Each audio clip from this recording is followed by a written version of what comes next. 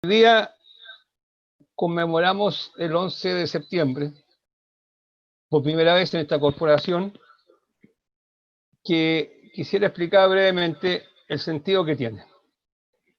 Para nosotros, junto con dar la bienvenida a esta nueva jornada Ñuble Transversal, quisiéramos decir que, como bien lo dice su nombre, nuestra corporación incentiva el diálogo y la conversación sobre temas locales, nacionales, sin apego a ninguna posición política, religiosa, cultural o de otro orden. Somos una organización de la sociedad civil que emerge, como muchos saben, cuando se crea la región de Ñuble, que para información de nuestro principal expositor hoy día, Fernando, la región de Ñuble es la región más importante de Chile. Tiene nació, entre otras cosas, el padre de la patria, aquí, Bernardo Higgins. Aquí nació Víctor Jara en esta zona, Violeta Parra. Y podría ser muy larga para que tú sepas en el contexto que está situado. Está en el lugar más importante desde el punto de vista cultural del país. Bueno, somos una organización, como decía, de la sociedad civil que practica, como dice Agustín Esquela, lo que él denomina la tolerancia activa. Lo que significa, en definitiva, es la práctica del diálogo y la conversación con personas que piensan distinto. No se trata de una tolerancia de soportarse simplemente, sino que interactuar entre nosotros sin el ánimo de convencernos, pero sí con el ánimo de aprender y eventualmente rectificar nuestro punto de vista.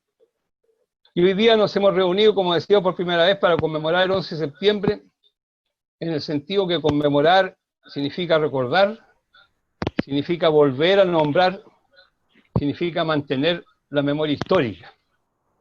En esta ocasión, de un hecho que no solamente significó el quiebre de la democracia en Chile, sino que el inicio de graves y sistemáticas violaciones a los derechos humanos y cuyas huellas y heridas hoy día todavía sufrimos las consecuencias. Creemos que una forma de contribuir a la reparación de las víctimas es mantener la memoria, para que hechos como estos no vuelvan a ocurrir. Te cuento un poco que entre los presentes veo por ahí a varias de estas víctimas que hoy día nos acompañan, víctimas directas. Por ello hemos invitado a nuestro amigo que saludamos fraternalmente, escritor uruguayo Fernando Butazzoni, quien también es guionista de cine, dramaturgo, periodista, nació en Montevideo el año 1953, de modo que es de nuestra generación.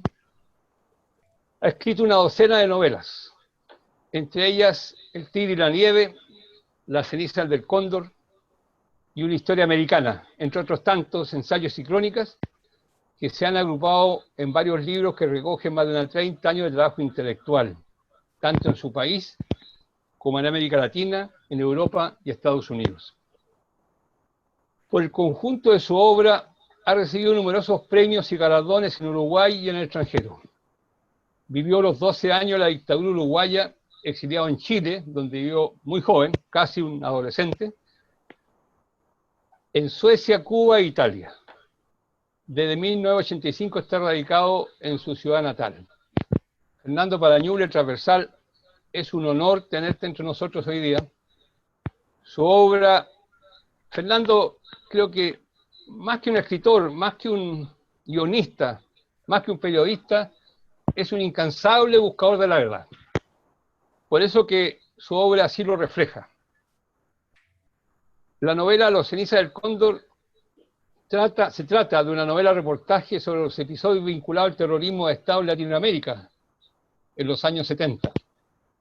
La novela ha tenido una fuerte repercusión nacional e internacional, tanto es así que hoy día es una serie de HBO cuyo guión lo hizo el propio Fernando Butazzoni.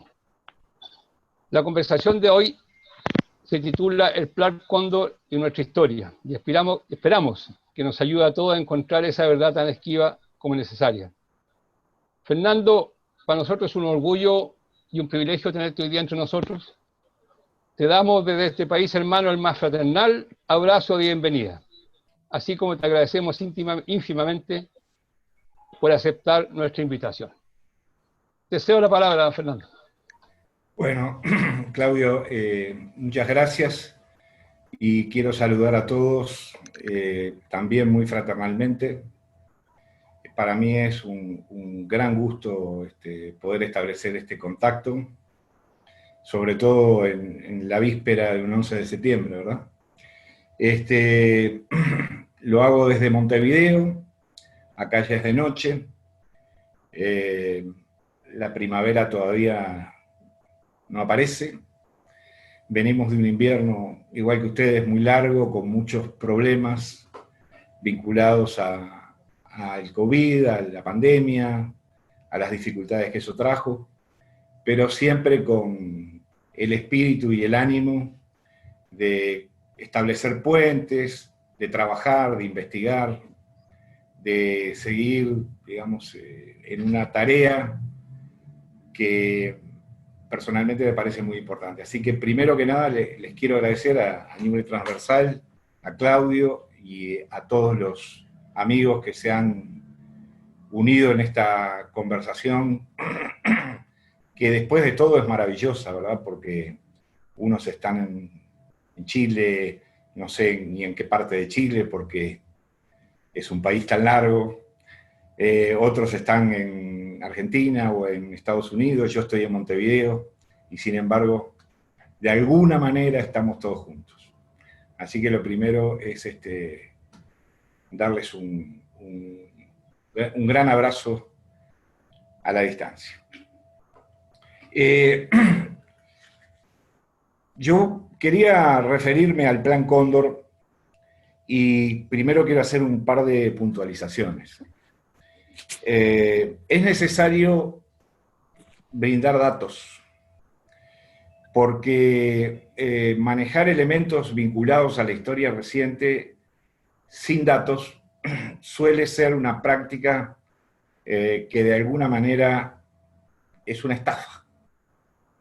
Es una estafa que hace, que provoca un aumento del desconocimiento o una pérdida de la orientación acerca de la búsqueda de la verdad, o que acomoda el discurso a determinadas premisas, a determinadas suposiciones previas, digamos, ¿no? A determinados prejuicios, en definitiva.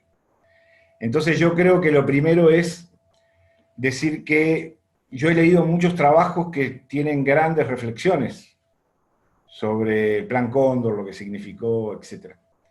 Pero yo creo que junto con esa reflexión, que sin duda alguna es necesaria, fundamental, tiene que existir un núcleo de información, de datos, que a veces es, en algunos ámbitos, como por ejemplo en la novela, o en el cuento, o en la poesía ni que hablar, pueden no estar en la superficie, ¿verdad? Puede ser la teoría del iceberg de Hemingway, es decir, aquello que le da una estabilidad a lo que está en la superficie porque está debajo de la superficie, no se ve, pero sostiene eso. Entonces, yo voy a recorrer un poco, brevemente, muy brevemente, obviamente, porque el tiempo no nos va a dar, la historia del Plan Cóndor a partir de información. Y después, obviamente, haré alguna reflexión muy personal, con ese espíritu que decía Claudio, el de intercambiar, saber lo que otros piensan, contar lo que uno piensa, encontrar tal vez puntos de confluencia, porque yo creo que es una época en la historia del mundo en la que es más necesario que nunca el diálogo y la confluencia. No buscar las diferencias, sino las aproximaciones, por lo menos. El Plan Cóndor fue un sistema, realmente fue un sistema de operaciones ilegales internacional. Cuando digo de operaciones ilegales, no lo digo a la luz de la legislación actual, contemporánea, ¿verdad? Sino incluso de las legislaciones de cada uno de los estados que de forma oculta e ilegal intervinieron en el Plan Cóndor. Fue un sistema ideado para reprimir a la izquierda de distintos signos, la izquierda guevarista, la izquierda guerrillera, la izquierda procubana, pero también la izquierda marxista, la izquierda comunista o socialista, también a los anarquistas, también a los sindicalistas, y al final terminó reprimiendo a una buena parte de la población que no comulgaba, digamos, con las ideas de esos gobiernos, perdón, que en general además eran gobiernos ilegítimos. En general no, en absoluto. No había ninguno de esos gobiernos que fueran legítimos, salvo el gobierno que dio el primer puntapié del Plan Cóndor. Digamos, la historia oficial, por decirlo así, señala una y otra vez que el Plan Cóndor nace en Chile en una reunión que tiene lugar allá a fines del año 1975. Y esto es así desde el punto de vista formal, pero en realidad el Plan Cóndor tiene alguna fecha anterior que también yo creo que debe ser mencionada porque es verdaderamente un ejemplo de cómo la historia se acomoda a veces en función de intereses políticos. La primera reunión real, concreta y formal de lo que después se denominaría Plan Cóndor tiene lugar en Buenos Aires, en la Argentina del general Perón, en el carnaval de 1974, en febrero, creo que fue el 4 o el 5 de febrero, no lo recuerdo hoy. Esa reunión, que fue avalada por Perón, fue convocada por el entonces subjefe de la Policía Federal, un comisario que se llamaba Alberto Villar, un hombre muy siniestro, un delincuente y torturador que había sido separado de la policía a fines de los años 60 por una serie de delitos comunes de sangre, y al cual Perón reintegra a la fuerza para convertirlo justamente en el hacedor, digamos, de los trabajos sucios más notorios. Ahora, ¿qué pasó después? Pasó después que esa reunión en la cual asistió, por cierto, un destacado miembro del círculo, digamos, cercano al general Pinochet, que era uno de los hermanos Iturriaga, Eduardo creo que era, con un documento falso a nombre de, les digo ya, Eduardo Rodríguez. Esa reunión acordó las bases que después se formalizarían en Chile casi 2 años después. ¿Cuáles eran esas bases? Bueno, el permiso para que las fuerzas represivas, digamos, circularan libremente en los otros Estados miembros que participaron en esa reunión, Chile, Argentina, Uruguay, Paraguay y Bolivia. El permiso para que esas fuerzas intercambiaran prisioneros de los otros países con cada uno de ellos. Por ejemplo, si un chileno era detenido en Argentina, lo mandaban para Chile. Si un uruguayo era detenido en Chile, lo mandaban para Uruguay. Ese era el acuerdo. Vuelos ilegales, traslados ilegales, procesos totalmente ilegales. Esto después, en noviembre del 75, se convierte formalmente en el llamado Plan Cóndor, a través de una red que se llamó Condortel, que era una red de un intercambio de información, básicamente, con mecanismos de clave y con aparatos facilitados por el gobierno de Estados Unidos. Se estableció esa red de comunicación, pero en realidad eso era una especie de excusa.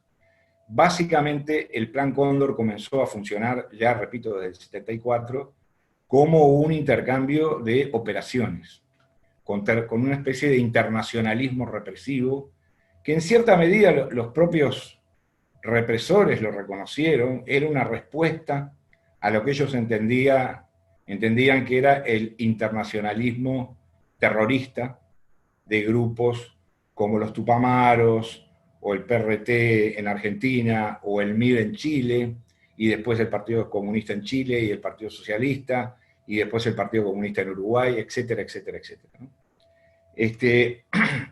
Pero aún todavía hay un episodio previo que de alguna manera se puede considerar como una especie de primer aleteo del Plan Cóndor.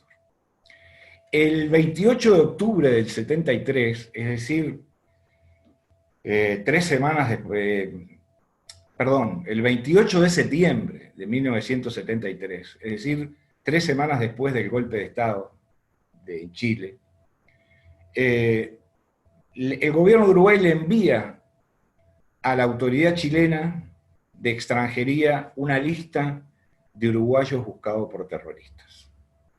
Y la autoridad de extranjería chilena lo que hace es distribuir, dispersar, repartir esa lista en todas las unidades del Ejército, de Carabineros, de la Policía de Investigaciones y, bueno, por supuesto en los centros de detención que había en ese momento, como el Estadio Nacional u otros,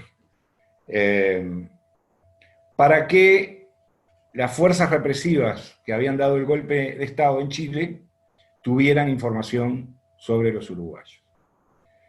En Chile fueron detenidos en total alrededor de 70 uruguayos, 70, 72, de los cuales la mayoría eran tupamaros que habían estado presos en Uruguay y habían salido por un acuerdo legal hacia Chile, en el año 71, en el año 72, y algunos incluso antes del golpe de Estado en Uruguay en el mismo año 73. De ese grupo, 10, en total 9 o 10, y después voy a aclarar por qué, la duda, permanecen desaparecidos. Es decir, fueron detenidos, llevados a determinados lugares, ya fuera a un cuartel del Ejército, a una comisaría de Carabineros, o al Estadio Nacional, o a Tejas Verdes, o donde fuera, y después desaparecieron, no aparecieron más. 59 de ellos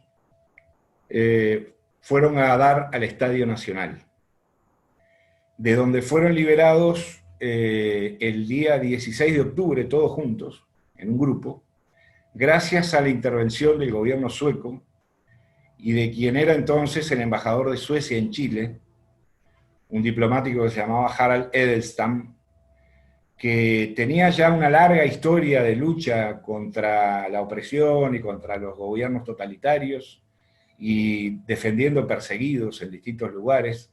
Había sido diplomático en Berlín en el año 41, de donde fue expulsado. Le había salvado la vida a unas decenas de judíos. Había sido agregado de la embajada sueca en Noruega, en Oslo, y allí le salvó la vida a varios cientos de noruegos, muchos de ellos judíos, otros resistentes contra la ocupación nazi.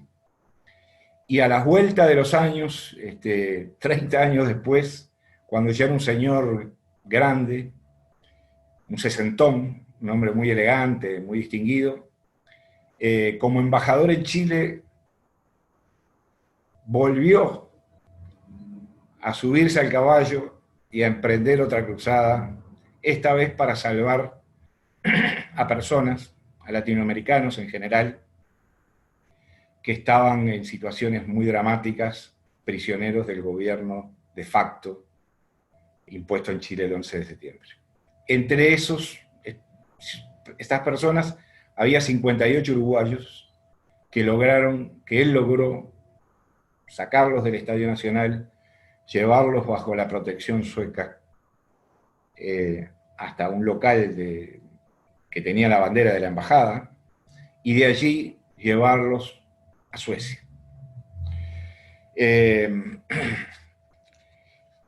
Ese 28 de septiembre, cuando llega ese documento de las autoridades uruguayas, autoridades de facto también, porque en Uruguay había habido un golpe de Estado 3 meses antes, a las autoridades de facto chilenas, y se reparte, de alguna manera yo creo que también constituye por lo menos un espíritu, marca una impronta de un espíritu de cooperación represiva muy violenta entre gobiernos que tenían en común el haber usurpado el poder. A esto se pliegan inmediatamente Stroessner en Paraguay, el general Banzer en Bolivia, después, más tardíamente, lo haría el general, el presidente de Brasil, Heysel, y también, aunque bajo cuerda, el gobierno argentino, que era un gobierno elegido democráticamente. Primero con Perón y después con María Estela Martínez, que lo sucede cuando Perón muere. Obviamente que muchos historiadores, algunos incluso amigos míos, que han tenido, digamos, que son argentinos y han tenido una militancia dentro del peronismo de izquierda en Argentina, consideran que esta tesis es errónea y que en realidad en Argentina el Plan Cóndor se empezó a implementar después de que Videla diera el golpe de Estado en el año 76. Sin embargo, cabe recordar, entre otros muchos, el asesinato del general chileno Carlos Prats y de su esposa, Sofía Cuthbert, que murieron en una explosión que fue ideada, llevada adelante, digamos, practicada por Michael Townley, que era una especie de agente de la CIA, digo una especie porque no estaba en la nómina, y por una agente de la DINA chilena, que era una escritora, una colega nuestra, o mía por lo menos, que se llamaba Mariana Callejas.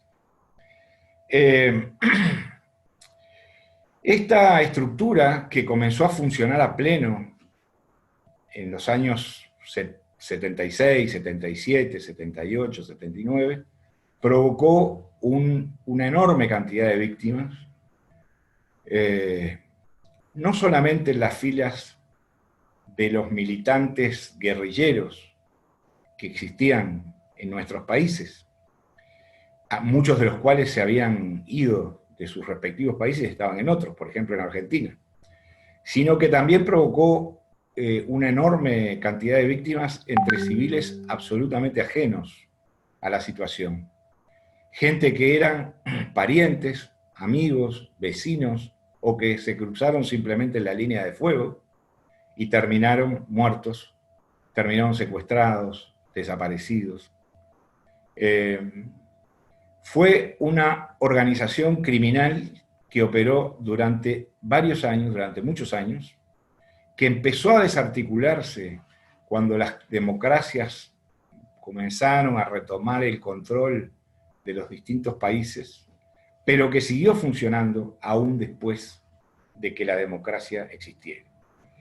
Caso paradigmático pudo haber sido el asesinato en Uruguay de un agente chileno que se llamaba Osvaldo Berríos, que era un químico que había trabajado con la DINA en Chile, que lo habían sacado de Chile por razones bastante oscuras, que lo habían refugiado en Uruguay de manera clandestina integrantes de los aparatos de inteligencia uruguayos, que era un país que estaba en democracia desde hacía ya unos cuantos años, ya 7 años, y que después decidieron eliminarlo, lo mataron, lo enterraron en una playa, y Santas Pascuas. Este caso vino a descubrirse a los años porque ese cadáver, convertido en osamenta, digamos, terminó saliendo a la superficie de la playa, en la arena. Se hicieron los peritajes, se apareció, y como todo en la vida, al final todo se sabe como dice la Biblia, ¿verdad?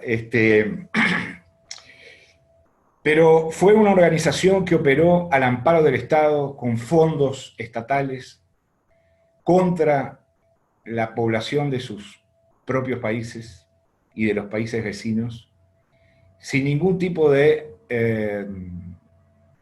requisito legal. Es decir, estaban totalmente al margen de la legalidad incluso de los propios países que habían formado esa organización. Esa organización tuvo algunas figuras que yo no sé si fueron tan importantes, pero que fueron de alguna forma como emblemáticas del Plan Cóndor. Sin ninguna duda, el general chileno Manuel Contreras, el Mamo Contreras, fue una figura emblemática de la represión internacionalista en el Cono Sur. También lo fue el propio Michael Townley, por la enormidad, digamos, incluso política, y la espectacularidad de sus crímenes, como el asesinato de Orlando Letelier, nada menos que en Washington, en Estados Unidos. En Uruguay tenemos, digo tenemos porque todavía vive, está preso, un coronel que se llama José Gavazo, José Nino Gavazo, quien también participó. En Brasil estaba el famoso Seu Pirillo, el comisario Sergio Fleury, uno de los jefes del DOPS, del Departamento de Orden Político y Social. Miren qué nombre tenía, ¿no? Departamento de Orden Político y Social. Bueno, Fleury se hizo famoso por sus torturas, por sus aberraciones, y era uno de los que operaba también en el Plan Cóndor. Después había personajes menos conocidos, como el italiano Stefano Delle Chiaie, que era un militante fascista italiano. A su vez era una especie de mano derecha de otro fascista italiano que se hizo amigo de Pinochet, el conde Junio Valerio Borghese, que terminó asesinado en España, pero que tuvo muchas vinculaciones y muchas ramificaciones con el Plan Cóndor, sobre todo en Europa, porque las ambiciones de quienes participaban era llevar el brazo de la represión allí donde hubiera opositores destacados. Y a uno de los que, contra uno de los que atentaron fue contra Bernardo Leyton, el político chileno, quien estaba en Roma, y a quien, como ustedes saben, lo balearon a él y a su esposa justamente en un operativo que fue armado y organizado por este personaje, digamos, Stefano Delle Chiaie, y hasta su muerte secundado, digamos, o dirigido por el conde Borghese, quien estuvo, por cierto, en Chile de visita en el año 73 o principio del 74, conversando con Augusto Pinochet acerca de cómo se podía operar en territorio europeo. El Plan Cóndor dejó gravísimas cicatrices, gravísimas heridas, gravísimas huellas en todas nuestras sociedades. Las dejó en la superestructura política que en varios de nuestros países, voy a hablar solamente del Uruguay, no voy a hablar de otros países. En el Uruguay, aún hoy, la superestructura política está lidiando con las consecuencias del Plan Cóndor, con los ocultamientos y las mentiras del Plan Cóndor, y con los desaparecidos provocados por el Plan Cóndor. En estos días tenemos un escándalo político en el Uruguay por un senador electo, un general retirado de ultraderecha, y por unas actas secretas en las que se confiesan por parte de un coronel, también retirado, también preso, terribles aberraciones durante la dictadura, de gente justamente traída desde el exterior al Uruguay y después asesinada o en algunos casos desaparecidas. Esas cicatrices no se curan con pomadita, ni se curan con el tiempo. Se curan con el conocimiento y la verdad. Se curan con el asumir por parte de las sociedades en su conjunto esos hechos. Yo creo que es un error creer que esos hechos los protagonizaron otros, los monstruos, y que la sociedad en su conjunto no tuvo ninguna vinculación con esos hechos. Yo creo que hay que asumirlo como un episodio tremendo, dramático, dolorosísimo, que tuvo, por cierto, operadores culpables, pero que esos operadores no nacieron adentro de un frasco, no nacieron de un repollo, como decimos en Uruguay. Fueron operadores que nacieron en el seno de nuestras sociedades. Nuestras sociedades los educaron, nuestras sociedades los vieron desarrollarse y nuestras sociedades los pusieron en determinados lugares que después les permitió asaltar el poder y cometer todas esas tropelías. Entonces, creo que como sociedades, más allá de que yo o tú o el otro, cuando ocurrieron esos hechos éramos muy jóvenes, o puedo decir, no, yo no tuve absolutamente nada que ver con esa banda de criminales, pero nuestras sociedades en su conjunto como tales, en algún lugar tuvieron espacio para que esas mentes criminales crecieran y se desarrollaran. Entonces a mí me parece que es muy importante que todos no nos pongamos en la vereda de enfrente para señalar con el dedo a los autores de los crímenes y de las aberraciones, sino que reflexionemos de la vereda de enfrente, sí, pero reflexionemos acerca de qué cosas pasaron en nuestras sociedades durante décadas de repente, que provocaron el desarrollo de esas fuerzas malignas. Y perdonen el lugar común, pero no se me ocurre otra cosa para decir. Por último, antes de pasar a la parte que más me gusta, que es conversar y escuchar, quiero referirme un poquito a los estudios y a las investigaciones realizadas en torno al tema de la Operación Cóndor. Yo trabajé en el tema durante prácticamente una década, a tal punto que después estuve varios años totalmente apartado del tema porque me había agotado desde el punto de vista emocional. Y lo que me encontré al principio fue que esas fronteras que los represores habían anulado para cruzarlas a piacere y hacer tropelías en Argentina o en Chile o en Paraguay o en Uruguay, donde fuera, esas fronteras habían sido, sin embargo, respetadas por los investigadores, quizá por falta de recursos, de elementos, para entender el Plan Cóndor como una totalidad. Durante mucho tiempo uno podía encontrar estudios que eran el Plan Cóndor en Chile, el Plan Cóndor en Argentina, el Plan Cóndor en Uruguay, pero pocos estudios sobre el Plan Cóndor como un sistema integrado. Creo que fue un investigador norteamericano, John Dinge, quien publicó por allá por el año 2003 o 2004 un libro que fue, digamos, un intento muy serio de sistematizar eso y de entender el Plan Cóndor como una estructura transnacional, digamos.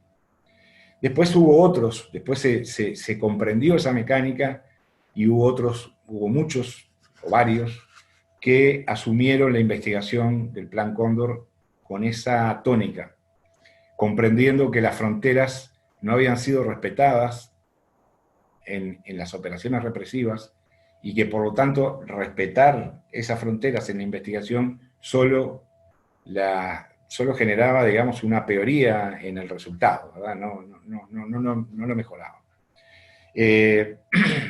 Pero bueno, ese campo de investigación, muchas veces yo he oído, sobre todo en los últimos 2 o 3 años, algo así como, está bueno ya está, vamos a dar vuelta a la página. Basta ya de hablar del Plan Cóndor, de los desaparecidos, de las torturas, de los fusilados. Yo debo decir con toda honestidad que estoy en contra de esa opinión. Yo creo que con distintas ópticas, con distintos enfoques, apegados siempre a la verdad, hay mucho para estudiar y para investigar. ¿Y por qué estudiar e investigar eso? ¿Por qué, digamos, lamernos las heridas? Bueno, porque se aprende. Y del aprendizaje de los episodios de la historia reciente se pueden sacar algunas conclusiones muy valiosas. ¿Para qué? Para no repetir esas historias, para entender cuáles son los parámetros, los carriles por los que debe discurrir una sociedad democrática, por los que debe discurrir la discusión política, por los que deben discurrir las distintas vertientes filosóficas o ideológicas, y aquellos andariveles que no debemos permitir que se continúen transitando. Entonces me parece que investigar eso del pasado siempre termina repercutiendo de alguna manera en el presente para aportar, no para resolver ni para decir esta es la verdad, sino para aportarle a la sociedad, a las sociedades nuestras, que están muy integradas, que han logrado construir sociedades, digamos, mínimamente decentes, con grandes niveles de desigualdad, de injusticia, de opacidad, pero que en definitiva han logrado construir. Para que esas construcciones sigan desarrollándose y no retrocedan, yo creo que es muy importante no solo este tema, pero estos temas, desarrollarlos, investigarlos, estudiarlos con seriedad y con apego a la verdad. Yo por aquí termino, estoy abierto a todas las preguntas, opiniones, discrepancias, debates, son todos bienvenidos. Gracias. Muchas gracias, Fernando. Vamos a ofrecer la palabra libremente para los que quieran exponer su punto de vista o alguna experiencia o como lo que estimen. En primer lugar, vamos a hacer una cosa formal. Está con nosotros hoy día Roberto Rivera Vicencio, que es el presidente de la SECH, Sociedad de Escritores de Chile, a quien le vamos a ofrecer la palabra de manera protocolar. Roberto. Muchas gracias, Claudio. Bueno, en nombre de la Sociedad de Escritores de Chile queremos felicitar y agradecer la presencia de Fernando en este instante, ¿no? Y a ti, a la corporación y a ti, Claudio Martínez, por este acercamiento, porque desde aquellos horrorosos años nos distanciaron, las dictaduras evitaron el contacto de los intelectuales y de los escritores de un país a otro. En tanto tenían esta gran comunicación entre ellos represiva, pero en lo intelectual hasta el día de hoy mantenemos una distancia que no hemos podido recuperar. Y acá nos encontramos con Fernando Butazzoni, un escritor que habla, que está inserto en la rica tradición narrativa del Río de la Plata, con escritores intelectuales destacados como Onetti, Benedetti, Ángel Rama, Marta Traba, Eduardo Galeano, ¿no? La revista Crisis, todo aquello que existió en aquellos años, ¿no? Que nosotros damos gracias que esté aquí en estas circunstancias, ¿no? Y poder conversar en esto que nos ha tenido atónitos tantos años, develarlo, buscar precisamente, como lo ha dicho, la verdad, y que nosotros precisamente, esta olla a presión del estallido en Chile tiene mucho que ver con esto, ¿no? Y con la búsqueda, una liberación de esta gelatina sangrienta, que ya llevamos 47 años atrapados en ella, ¿no? Y ojalá salgamos nosotros con una nueva constitución que nos libere el espíritu y el alma, por así decir. Gracias, Fernando, gracias, Claudio, por estar aquí, muy interesante, y estoy aprendiendo muchísimo. Gracias. Gracias, Roberto. Por el chat o levantando la mano. Nathan, me has pedido la palabra. ¿Se me escucha? Sí. Gracias, Fernando, por la presentación. Voy a ser muy breve, solo 3, 4 puntos. Yo tengo un amigo que fue asesinado junto con su esposa en Buenos Aires a pedido de la DINA. Esto fue el año 77. Y la particularidad de este asesinato y de mi amigo es que no era ni socialista ni comunista, como dijiste tú, era que realmente eran los targets de la CIA, de la CIA y sus aliados en el Cono Sur, era pinochetista. Es decir, el Plan Cóndor no solamente mató gente de izquierda, mató a quienes ellos querían matar, ¿cierto? Entonces, este es un amigo que el 11 de septiembre del 73 estaba muy feliz y de repente comenzó a hacer ciertas cosas que no le gustaron a la DINA, siempre siendo pinochetista, y lo mataron, ¿no? Llegó al aeropuerto de Ezeiza, lo bajaron del avión junto con su señora y dicen que se encontraron sus restos en la cordillera hace poco, yo no estoy tan seguro de eso, sé que lo asesinaron. La otra cosa, tú mencionaste por ahí Estados Unidos, yo creo que no se debe subestimar el rol que tuvo Estados Unidos en el Plan Cóndor. No quiero acusar toda la sociedad americana, yo soy, entre paréntesis, ciudadano doble, chileno y norteamericano, y conozco todas las bondades de Estados Unidos, pero el Departamento de Estado y la CIA y otras organizaciones tuvieron un rol en este Plan Cóndor, ¿no? Eso no cabe duda. Y finalmente, algo muy interesante que tú dijiste y que me llevó un poco a la memoria hace unos años, la sociedad lo permitió, sin duda permitió esto, la conjura del silencio, y habría, y no sé si se hace, yo hace mucho tiempo que no estoy en el continente, en el subcontinente, habría que educar no solamente a la sociedad civil, sino a la sociedad militar y policíaca sobre los crímenes del pasado. Yo hace unos años estuve de visita en un campo de exterminio cerca de Berlín, no recuerdo el nombre en este momento, y nos mostraron un centro de prisioneros, camino a los crematorios, donde ahora se entrena la policía alemana.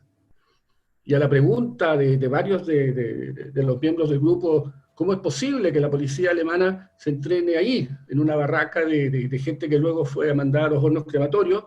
Y la respuesta muy interesante, justamente por eso, para que la policía actual aprenda de los crímenes de sus antepasados policíacos.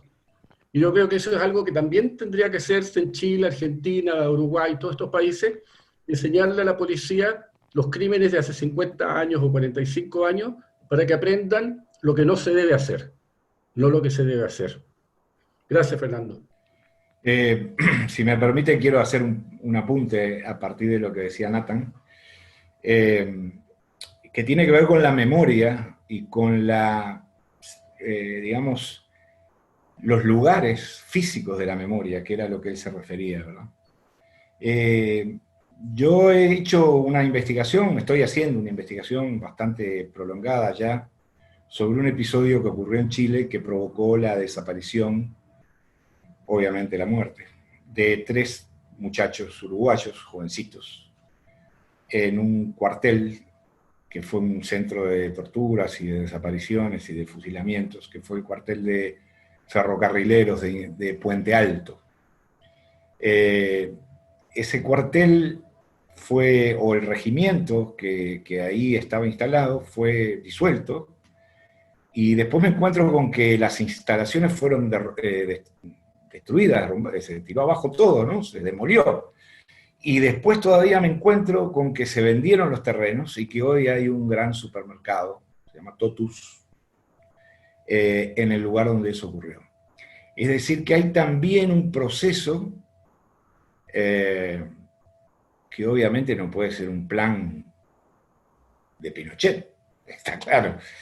Ha habido un proceso de borrar, a mí me llama la atención con Chile específicamente, y voy a ser muy honesto, en algunas cosas que yo veo, por ejemplo, cuando busco información sobre determinado lugar de Chile, sobre todo ciudades pequeñas o comunidades pequeñas o pueblos. Hay una parte en Wikipedia que dice historia. Y uno va a la historia y la historia a veces empieza en el siglo XVIII, ¿verdad?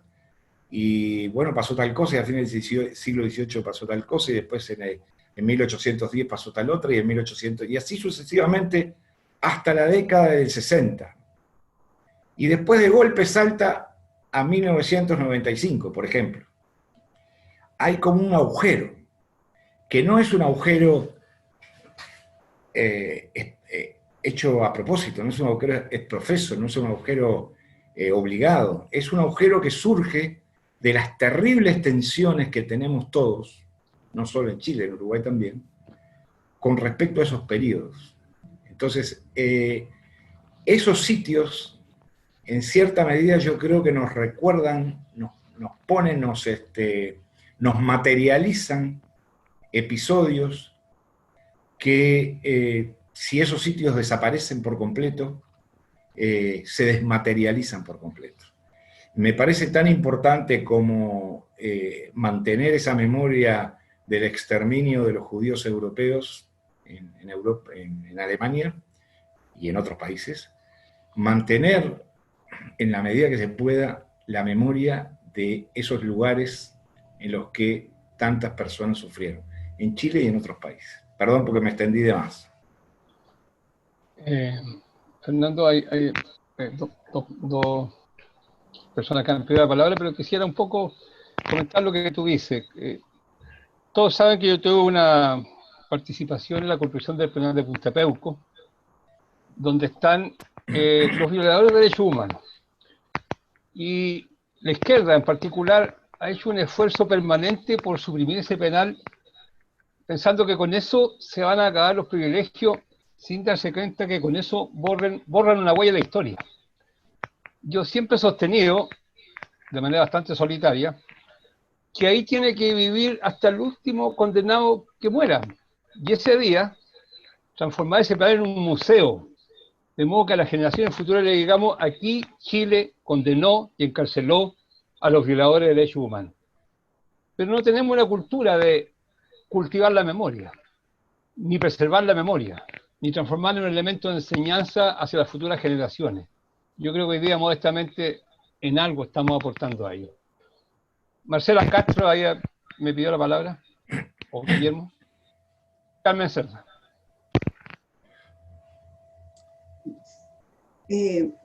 ¿Carmen? ¿Yo? Sí. No.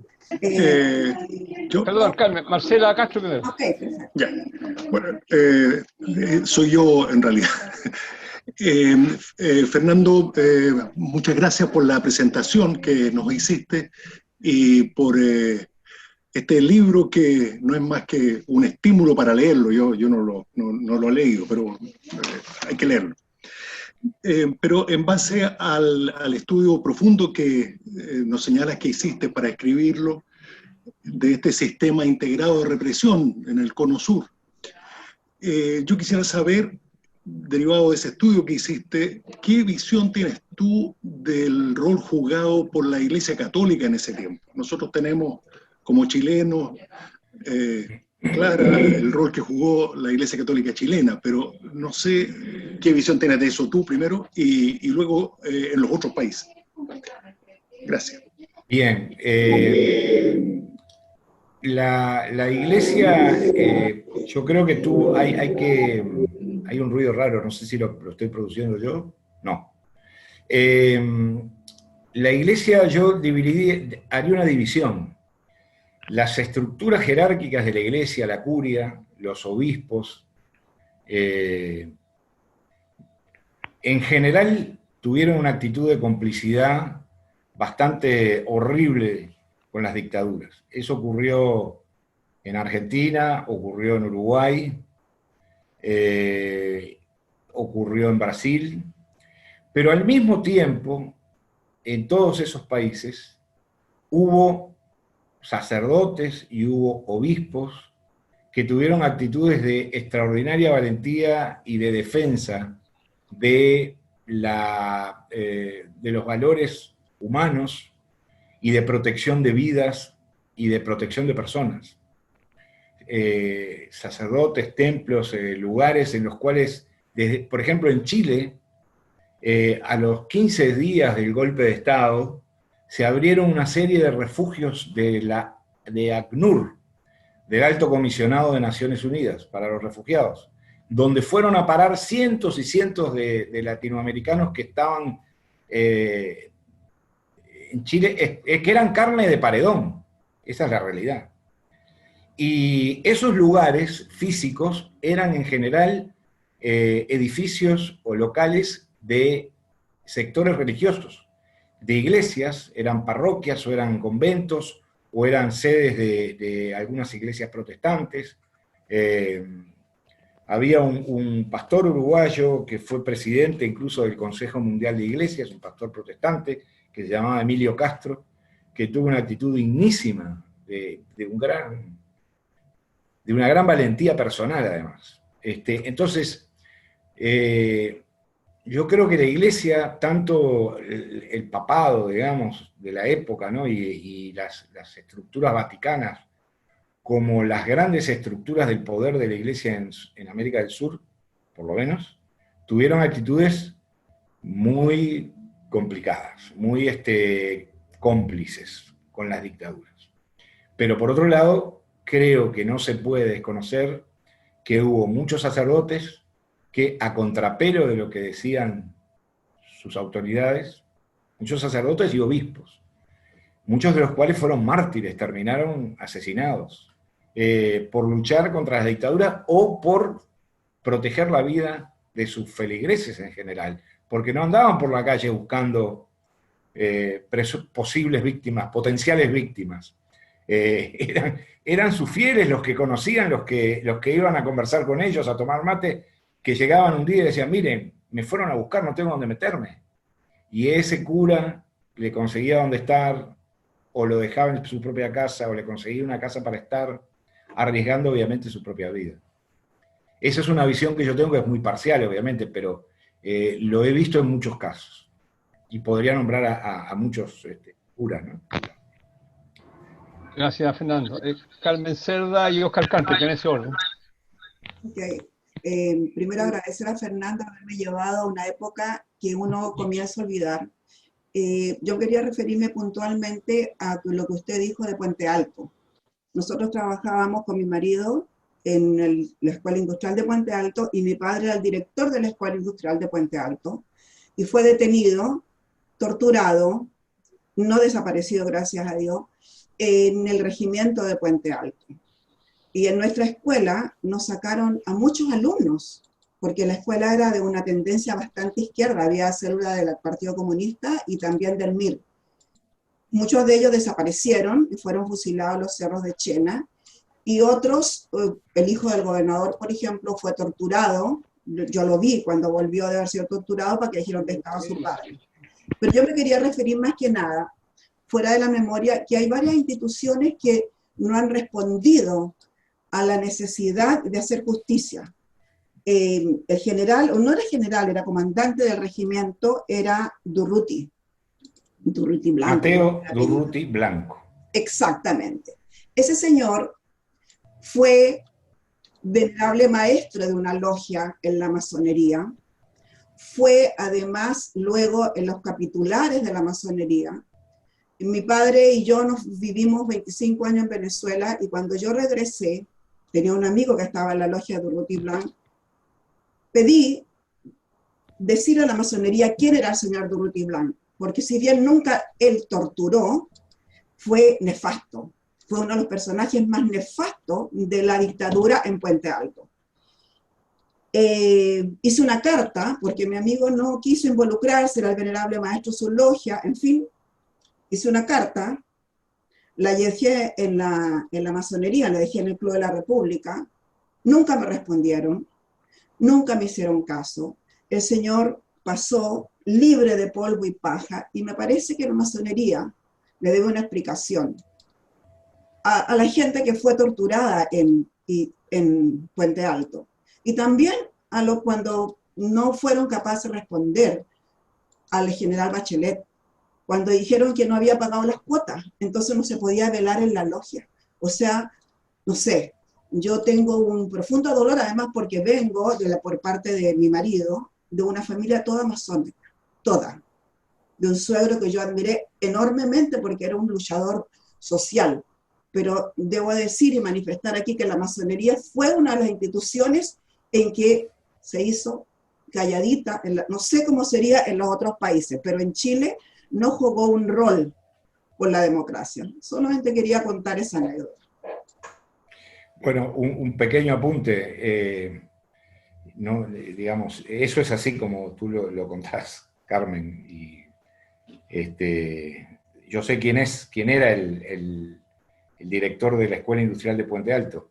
Está también el caso del Rotary Club, no es para minimizar, pero digo, el Rotary Club de Puente Alto le entregó un diploma a Durruti en septiembre de 1974, por su invalorable aporte a la comunidad, dice textual. Si quieren, se los mando por correo porque tengo copia de él.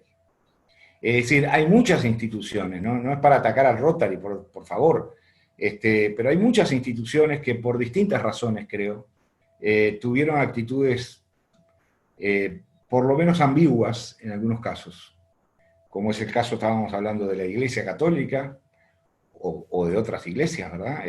O de otras confesiones incluso, como es el caso de la masonería, etc. Bueno, don Fernando, voy a hacer una pequeña intervención muy breve porque el año 1990, yo soy cuñado de Carmen Senda, por si acaso, y primo además. Yo me encontré con este señor Mateo Durruti Blanco y hice las denuncias pertinentes. Hice la denuncia, entré en rebeldía absoluta. Hay algunos miembros aquí que conocen en detalle esa historia, Fernando la conoce, de modo que a lo menos puedo decir que hay muchos masones que sí hicieron presente este tipo de situación, pero efectivamente este señor, muchos años después, fue elegido presidente de su logia cuando ya era un anciano. Evidentemente, y lo digo con mucha honestidad, la masonería tiene una deuda histórica enorme con el pueblo de Chile. Eso nada más. Oscar Carpenter. Perdón, una cosa, para completar el círculo. Sí. Hay que decir que Mateo Durruti Blanco fue juzgado y condenado por la autoría de por lo menos 5 desapariciones forzadas, es decir, 5 crímenes, ¿verdad? 5 asesinatos. Tarde y mal, creo que estuvo preso algo así como 74 horas, por razones de edad, etc. Pero la justicia chilena lo juzgó y lo condenó. Oscar Carpenter. Oscar, tienes que activar tu micrófono. El micrófono está desactivado, creo. Ahí sí. Ahora sí. Ya, buenas noches. No quería dejar pasar esta ocasión para agradecer al encargado de negocio de Finlandia el año 73, a Tapani Broderus, quien nos aceptó en la embajada forzadamente porque saltamos los cercos. Anoche dieron una serial que representa la situación de la embajada o de la residencia del encargado de negocios y una serie de situaciones que se empezaron a presentar ahí. Yo salté el cerco también como el día 15 después del golpe, y en la película sale perfectamente, muy bien representada, porque salto y estoy herido de una pierna. Y estuve ahí refugiado unos 15 días, muy bien atendido, y llegaba gente y todo muy bien atendido. Este señor ha sido un esfuerzo enorme por atenderlos a todos, con una presión militar gigantesca. Debido a mi situación de salud complicada con mi pierna, Tapani buscó la forma de salir yo muy rápido de la embajada y me informó de que la embajada de Holanda estaba dando refugio y me llevó en el auto Volvo que él tiene en la parte trasera, en la maleta, digamos, con otra persona que yo ni me acuerdo ya el nombre, y nos llevaron a la embajada de Holanda, donde estuve otros 15 días en una situación mucho más complicada, porque ahí estaban refugiados los pesos pesados del Partido Comunista. Estaba la Julieta Campuzano, la Gladys Marín, y varios más connotados. Por lo tanto, éramos amenazados diariamente por los militares que disparaban a los techos de la embajada, no dejándonos vivir ni dormir. Bueno, pero gracias a que obtuve un salvoconducto pronto, llegué a Holanda y ahí tuve después otra etapa de mi vida. Así que quería agradecer por este intermedio a Tapani, que nos atendió muy bien. Gracias. Una segunda situación que tiene ya que ver más con el tema. El año 78, a mediados del 78, en España el PSOE organiza un gran evento de solidaridad con Chile, donde reúne una gran cantidad de chilenos en el exilio, y me tocó viajar con Clodomiro Almeida, yo era su secretario, y en el aeropuerto nos estaba esperando Margarita Letelier, y estaba muy nerviosa y muy desesperada, y cuando nos acercamos, como es tan grande el aeropuerto, costó encontrarnos, pero cuando nos encontramos, nos dice, cuidado, cuidado, anda Fernández Larios.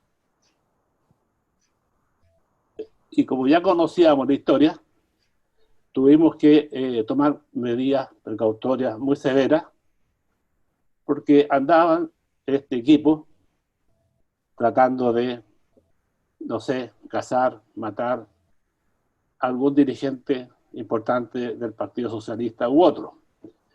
Por lo menos Altamirano y Almeida fueron bien custodiados gracias a la solidaridad del Partido Socialista Obrero Español. Pero lo novedoso es que ya en esa fecha también andaban dando vueltas estos personajes por Europa. Eso, gracias. Gracias, Oscar. Rebeca.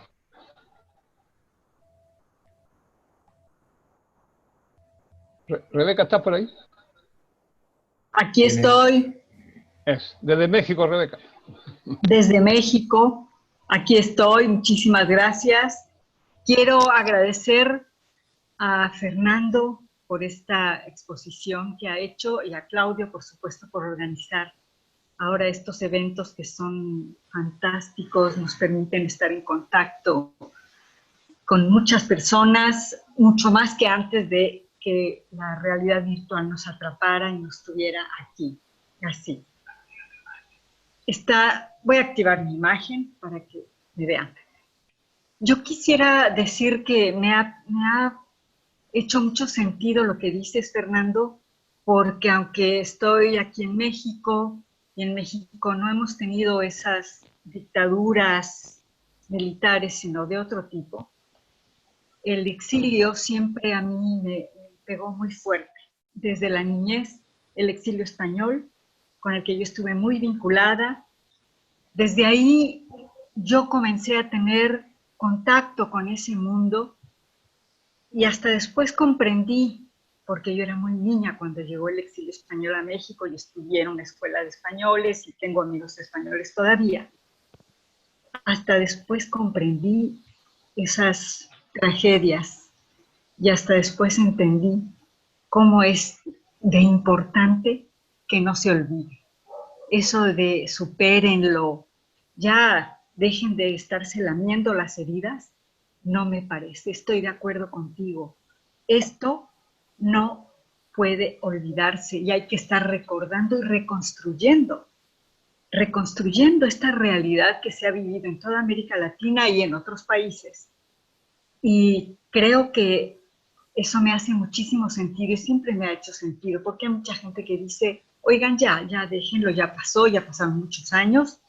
Y en el caso especial de Chile, ahora en la coyuntura en que se encuentra, creo que es muy importante que se dé este mensaje cuando ya está aproximándose el plebiscito y después la constituyente, que las generaciones más jóvenes que parecieran, tal vez, no lo sé, pero tengo la impresión de que parecieran no entender cuál es el drama que realmente pasó en Chile, que marcó la historia y que marcó a mucha gente de América Latina y que me marcó a mí también, porque en México nos marcó. A la gente de izquierda en México nos marcó el exilio chileno y el exilio de muchos países, porque el gobierno mexicano tuvo en ese entonces la lucidez de darle acogida al exilio de muchos países y que eso enriqueció muchísimo a la sociedad mexicana, junto con todo las tragedias personales y colectivas que generaron esto, también enriqueció mucho a la sociedad mexicana, cosa que mucha gente no comprendió y sigue sin comprender, y desde el exilio español, por supuesto. Y eso me gusta, no es lamerse las heridas, no, sí hay que lamerse las heridas porque están allí, porque no cicatrizan, y porque hay que hacer todo lo que se pueda para que se comprenda que el cambio no es posible si no nos vamos hacia atrás para recorrer y reconstruir esta historia que nos tiene que llevar a otra realidad. Creo que yo pienso, por ejemplo, que en mi país, en México, no voy a ver otra realidad ya no. Falta mucho para que la vea. Y creo que las tragedias que estamos viviendo hoy en México, y es tragedia, no estoy dramatizando, les falta mucho y tendríamos que aprender, y yo quisiera que la sociedad mexicana y las mujeres y hombres de México comprendieran y se fueran a la historia de América Latina y especialmente a la historia de Chile para comprender qué es lo que ocurre cuando no nos ponemos de acuerdo y cuando estamos en una situación de destrucción. Y otra cosa que me celebro que lo hayas dicho, Fernando, es que yo siempre me pregunto qué es lo que ocurrió en nuestras sociedades y sigue ocurriendo para que esas fuerzas malignas, me parece muy bien que lo hayas dicho así, se gestaran, se desarrollaran e hicieran tanto daño y lo siguen haciendo. Entonces lo peor es que siguen gestándose en muchas sociedades esas fuerzas y están allí, están en nuestro seno, están enfrente de nosotras y de nosotros. Eso es muy importante. Te agradezco mucho que lo hayas dicho porque es algo que hay que tener siempre presente. Gracias. Gracias, Rebeca. Juan Pablo Garrido.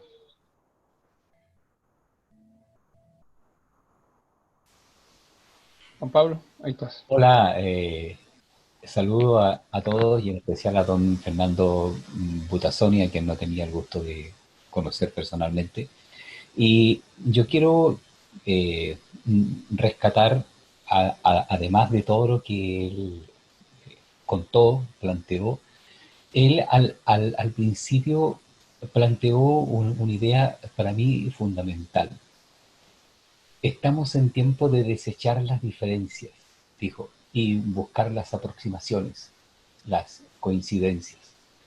Y de verdad estamos viviendo un tiempo, al menos en nuestro país, en que nos alejamos más cada vez más nos alejamos de la empatía intelectual, por así decirlo.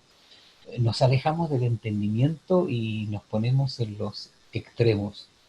Si uno revisa los comentarios de las redes sociales del tema que sea, descubre que los comentarios, las discusiones, los debates de la gente, no voy a decir de la gente que siempre sale en los medios, no, de la gente común y corriente como nosotros, no discuten con fundamentos. Sino, como no tienen fundamentos, como no tienen una cosa sustancial que decir, se recurre a la descalificación personal. Y es abismante y es angustiante ver cómo la gente no tiene fundamentos para lo que sea. Esté uno a favor o en contra. No discuten, no rebaten el fundamento del otro, sino que lo destruye. La descalificación personal.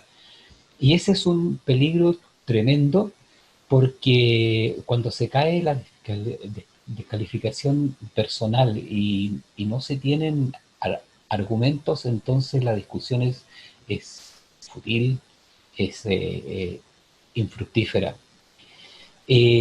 Y yo quiero decir que este grupo se ha caracterizado desde el comienzo por practicar eso, de buscar las coincidencias, de dejar de lado las diferencias, pero sin, como decía quien me antecedió, sin olvidar, fundamentalmente no olvidar, pero decirle a los demás que no se nos pudrieron las heridas, no se nos pudrieron las heridas.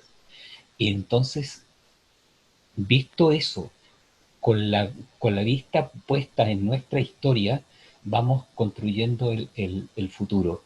Me parece que he encontrado la razón de ser de este grupo, y yo creo que vamos a construir muchas cosas importantes para nuestro país, porque tenemos claro eso, que tenemos que buscar las aproximaciones con los demás sin olvidar nuestra historia. Guillermo, muchas gracias, Juan Pablo. Hola, buenas noches. Hola, Fernando, un gusto. No tenía realmente el placer.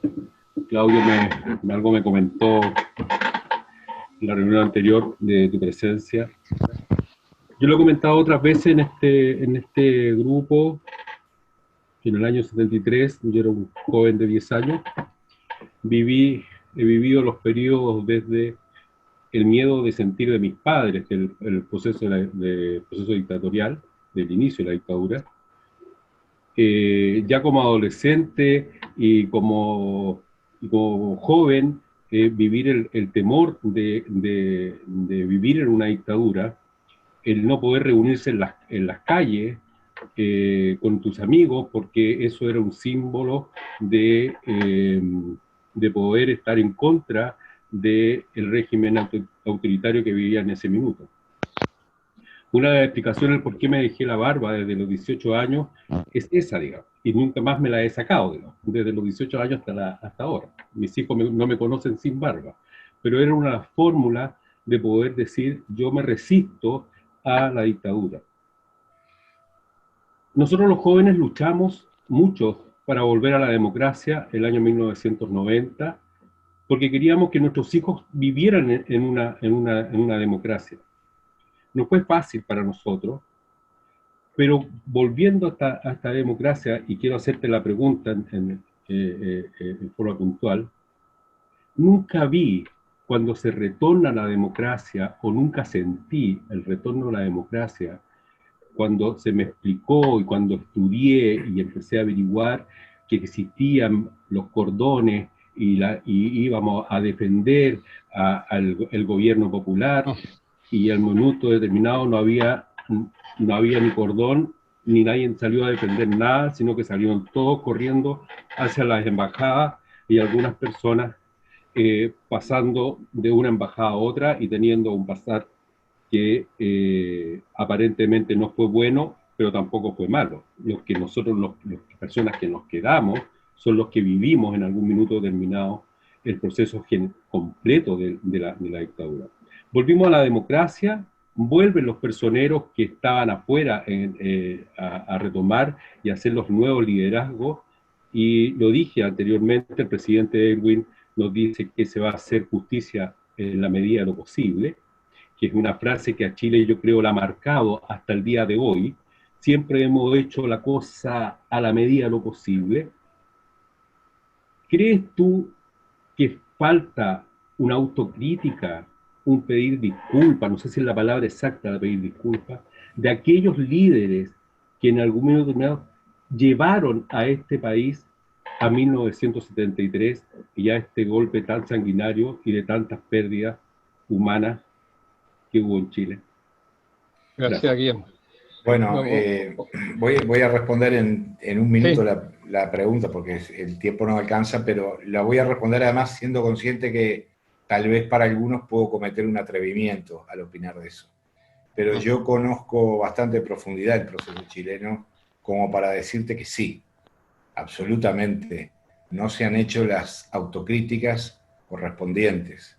Y yo creo que además de la autocrítica hay que hacer las críticas. Es decir, no necesariamente hay que esperar que quienes cometieron errores muy graves, como por ejemplo andar con un bidón de gasolina adelante de una hoguera que ya estaba encendida, se hagan las autocríticas. Hay que hacerlas. Hay que tener... En Uruguay estamos discutiendo eso. Cómo la izquierda debe procesar sus autocríticas. Claro, es una autocrítica sobre un gobierno electo democráticamente, no es sobre la actitud de la izquierda antes del golpe de Estado. Pero yo creo que sí, que las autocríticas son muy necesarias. Y la crítica también. Yo creo que no hay que tenerle miedo ni a darla ni a recibirla. Hay que tratar de entender lo que se dice y por qué se dice. Perdón por extenderme. Okay.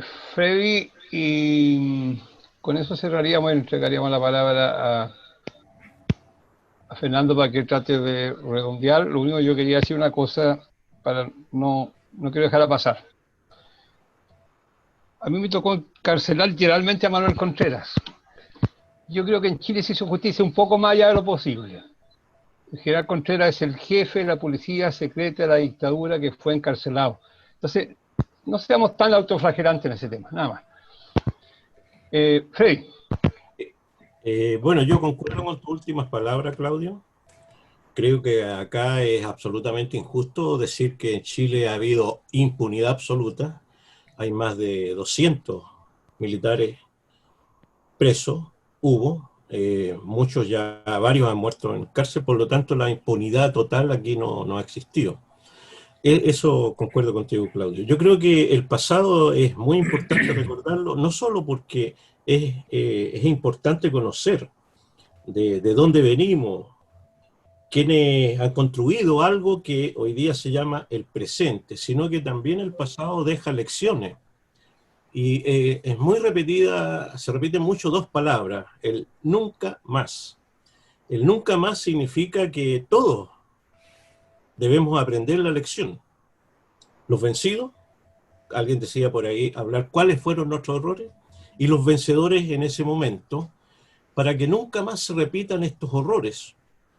Y yo pienso que ya se ha dicho bastante, aquí, bueno, aquí casi todos parece que tenemos ya algunos años a cuestas, pero cuando se pierden las cosas, y quienes conocieron esas cosas, que en este caso se llama simplemente democracia, aprendemos a amarla, a desearla primero, a añorarla, a conquistarla, a reconquistarla, pero tenemos que también aprender a conservarla.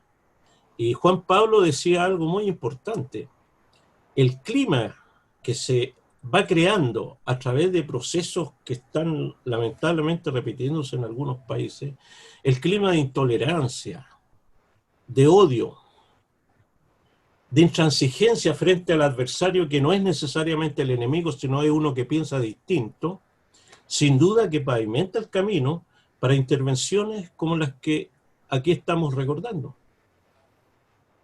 Intervenciones del Salvador, que llega a poner orden, a limpiar la mugre de los políticos, o bien del populista, que acoge las llamadas fáciles supuestamente del pueblo para imponer otros modelos que se alejan de lo que nosotros entendemos por democracia. Por lo tanto, yo creo, y algo lo dijo Fernando en la última intervención, creo que debemos hacer un esfuerzo de reconocer en qué hemos fallado, pero también en salir al paso de aquellos fenómenos, aquellos procesos que amenazan la democracia, la libertad y los valores que al fin y al cabo constituyen parte de nuestro ser. Eso. Gracias. Vamos a ofrecer la palabra a nuestro invitado para que intente de hacer un resumen de la reunión. Antes quisiera una pregunta, Fernando. Carlos Prat en sus memorias se hace la pregunta que aquí ha estado presente de manera insistente. Él se pregunta por qué las Fuerzas Armadas, en su caso, actuando de tal manera contra una población civil sin tener muchos antecedentes previos. Y el tema de los derechos humanos es un tema que no reconoce ideología. Se han violado los derechos humanos en nombre de todas las ideologías y todos los credos en la historia de la humanidad. Fromm, por otro lado, en algún de sus libros decía que no existe el hombre 100% bueno, que esos son santos, no existen. Y 100% malo, esos son los demonios. Y nosotros debemos luchar diariamente porque ese demonio no salga a la superficie dentro de cada uno de nosotros. Tú que has investigado profundamente este y otros temas, ¿por qué crees tú, qué tipo de circunstancias se producen para que esto ocurra? Y del mismo modo, ¿de qué modo nosotros como sociedad podríamos arbitrar algún tipo de acciones para que esto no ocurra? Te dejo con la palabra. Claudio, está pidiendo la palabra Olga Chávez. Perdón, Olga, y con ella finalizamos. Activa tu micrófono. No, sí pidió la palabra. Tiene que activar el micrófono.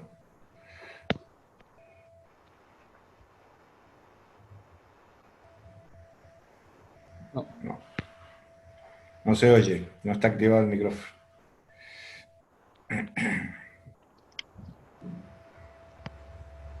Tiene un problema. Va a buscar ayuda, asistencia técnica. Está bien. No, muy brevemente, mientras ella regresa, voy a ser muy franco, Claudio. Responder a tu pregunta puede llevarnos 1 hora y media más, ¿no? Es un tema muy complejo, ya le damos la palabra a Olga. Es un tema muy complejo, yo creo que tiene que ver básicamente con el poder y cómo se ha estructurado la sociedad humana en torno a determinados pilares y las estructuras de poder en las sociedades y el lugar de privilegio que ocupan por disponer de la fuerza del Estado, las Fuerzas Armadas, por ejemplo, y creo que eso es una fuente de problemas que fue durante todo el siglo XIX en Europa y en América Latina, en guerras que se llamaron de la independencia, aunque muchas de ellas tenían otros componentes. Fueron durante el siglo XX una constante en la historia europea para el reparto de territorios, etc. Y también en América Latina. Entonces yo creo que ahí hay una deuda que es investigar, estudiar, analizar, reflexionar qué papel deben ocupar las Fuerzas Armadas en las estructuras nacionales. No de un país o de otro, digo en general. Olga. Bueno, vamos a ver, ahí sí.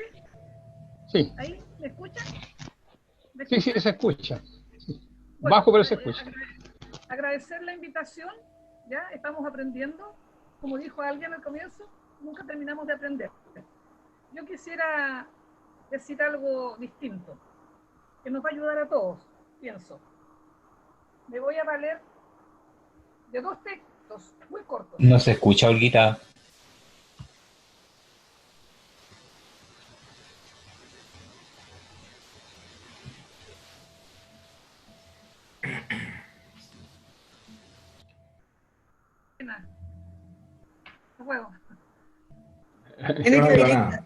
Tiene que habilitar el micrófono del computador o ponerse audífonos. Se oía bajito. Sigue, Olita. Ya, no, quiero compartir algo que ustedes deben conocer de Fedor Dostoyevsky. El secreto de la existencia humana no solo está en vivir, sino también en saber para qué se vive. Lamentablemente los seres humanos olvidamos aprender para qué se vive. Y tenemos algo más que dice, por otro lado, San Mateo nos dice,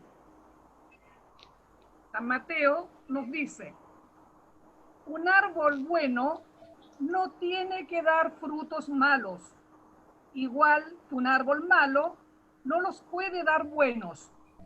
Y todo árbol que no dé buen fruto será cortado y arrojado al fuego. Es por tanto, por sus frutos, por lo que podéis conocer al árbol. Agradecer, si se escuchó, me alegro, y si no, qué pena. Pero agradecer la participación, espero que vuelvan a invitar. Muchas gracias, está invitada permanentemente. Gracias. Fernando, te cedo la palabra para cerrar esta ronda. Bueno, no, brevemente, primero que nada para agradecerle a todos. Ha sido para mí realmente muy, no solo placentero, sino también una enseñanza, escucharlos a ustedes, escuchar posiciones que son distintas, que son divergentes en algunos casos, pero me parece que hay un espíritu que sobrevuela, que es un espíritu positivo, un espíritu constructivo, ¿verdad? Un espíritu de bien. Y eso es muy importante. Quiero agradecerle a Roberto Rivera por haber asistido también a esta charla, los representantes de una de las instituciones chilenas que acoge, digamos, a grandísimas y a grandísimos escritores. Y bueno, agradecerle por supuesto a Claudio, de quien me permito decir que se ha convertido en mi amigo, pese a que nunca nos tomamos un café juntos, pero el intercambio y la comunicación ha sido muy, muy fructífera. Y nada, bueno, y un comentario final, que es una curiosidad casi. Mi novela Las cenizas del cóndor, que es el libro que trata este tema, fue editado en Chile, pero misteriosamente estuvo en librerías durante un par de meses y después fue retirada de la edición, por razones que no conozco. Es más, prefiero no averiguar demasiado. Bueno, así que nada, muchas gracias a todos de nuevo. Ojalá que este espacio y que esta organización se desarrolle, crezca, se fortalezca, dé buenos frutos, como decía Olga, leyendo a la Biblia, leyendo al Nuevo Testamento, a Mateo.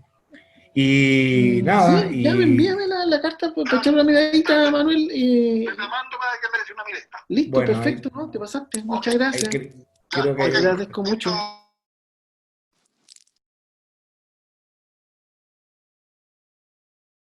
Don Fernando, active su micrófono, por favor. ¿Lo hackeó? ¿Está sin micrófono, Fernando? Sí.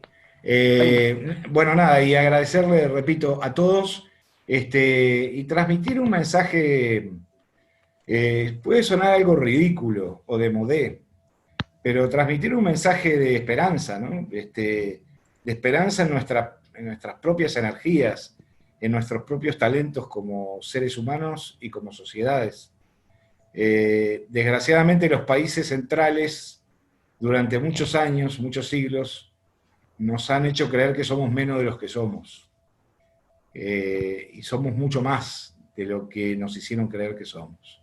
Somos extraordinariamente creativos, solidarios, metedores, trabajadores, y creo que eso hay que rescatarlo, y hay que asumirlo, y hay que poner en práctica, digamos, esas energías extraordinarias que todos tenemos. Así que nada, mi abrazo solidario a todos. Mañana es 11 de septiembre. Un abrazo, un abrazo a todos. Vamos a, junto con agradecer, un aplauso